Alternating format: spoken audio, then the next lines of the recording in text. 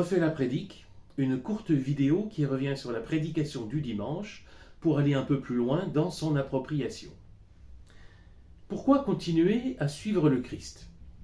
C'est un peu la question que posait le texte de la prédication de ce dimanche, qu'on trouve dans l'évangile de Jean au chapitre 6, juste après le grand discours de Jésus sur le pain de vie.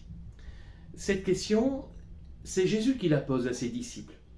Alors que plusieurs d'entre eux, troublés, décident de s'en aller, il leur dit « Voulez-vous partir, vous aussi ?»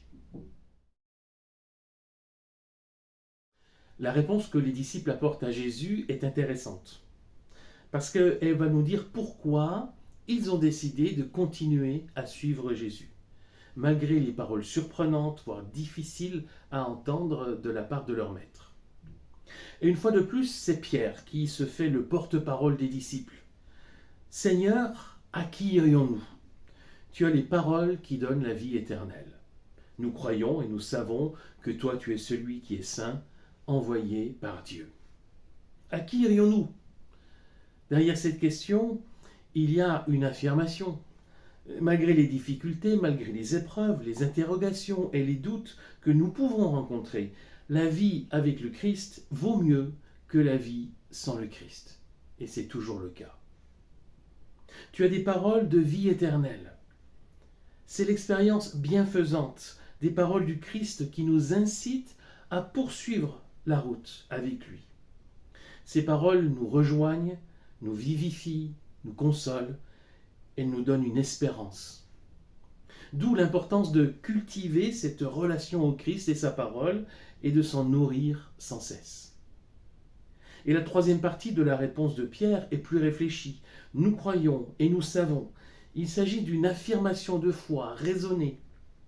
Si ce que nous croyons est ferme et réfléchi, alors le fondement de notre vie chrétienne sera solide. On continuera de suivre Jésus-Christ parce que malgré les interrogations, malgré les doutes qu'on peut connaître légitimement, il y a un fondement auquel on reste attaché, qu'on a réfléchi et qu'on a assimilé. Pourquoi continuer à suivre le Christ ? On a vu que la question était pertinente et que tout croyant est amené à se la poser un jour ou l'autre. Mais pourquoi attendre les difficultés et attendre les doutes pour se poser cette question ? Est-ce qu'il n'est pas judicieux de se la poser déjà quand tout va bien ? N'est-ce pas là aussi une bonne façon d'affermir notre foi, de l'approfondir ?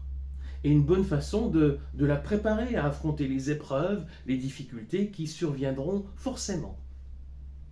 Quel que soit votre cheminement spirituel, quelle que soit votre ancienneté dans la foi, le contexte difficile ou non de votre vie chrétienne, posez-vous la question aujourd'hui. Pourquoi est-ce que je continue à suivre le Christ ? Un des risques de la vie chrétienne, c'est de tomber dans la routine, de finir par vivre sa foi par habitude, de suivre simplement le mouvement.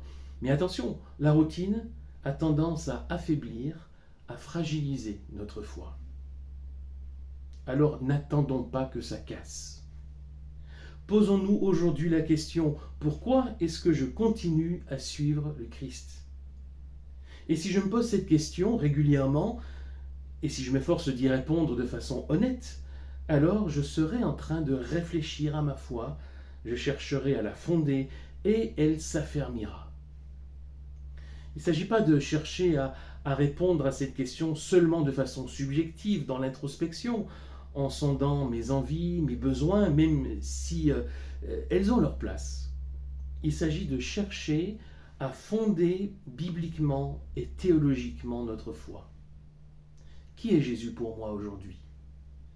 Quelle place et quel impact ces paroles ont dans ma vie ? Et posez-vous ces questions dans la prière, en demandant au Seigneur de raviver la flamme en vous, de vivifier votre foi. Et il le fera.